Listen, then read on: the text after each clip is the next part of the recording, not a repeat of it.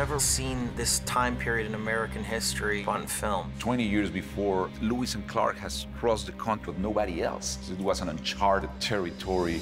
This Northwest Territory was inhabited by indigenous people, the French and the English. It wasn't really America yet. Very little laws and rules.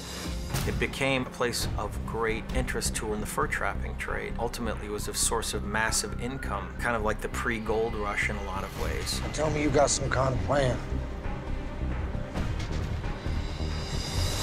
We have a group of us, the fur trappers. It's this crazy hodgepodge of people from all over the place. I've been out here so long, I'm actually starting to miss my wife's cooking. I'm actually starting to miss your wife. Why don't you shut the hell up? We had a conversation, all of the cast and Alejandro. The theme of the film is survival and spiritual growth through physical pain. He said you're going to be in pain, and that's planned, and that he wanted to film that then. It's one of the many things that Alejandro put in place for us, meant for a real, more kind of immersive experience. We were all immersed in the wilderness. It was all around us. Everything has to pop as being real, because if you have a false moment, everything falls apart. The group has to move from being in control to being at the mercy of everything. You forgetting your place, boy. As far as I can tell, my place is right here on the smart end of this rifle. You move along, Fitzgerald. The fur trapper's life, it's mankind's first imprint on land in the Americas. It's a powerful theme. After 6 months working my ass off like a mule, risking my neck, men dying for what?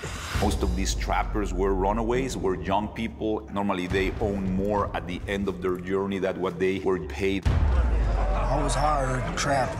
I wasn't hired to go You signed a contract to protect your boss and your boss's property. These were incredibly tough, resilient men out in the middle of the elements like any other animal in the wilderness. You're scaling a mountain at minus 20-degree weather. From an actor's perspective, there's nothing better to actually do that. A lot of these locations were incredibly difficult to get to, and we had a pretty massive crew that had to logistically move from location to locations through this really harsh winter landscape. Pretty difficult for everyone to pull off. Most of these locations are very pristine, you know. There's something very pure and very spiritual in these places.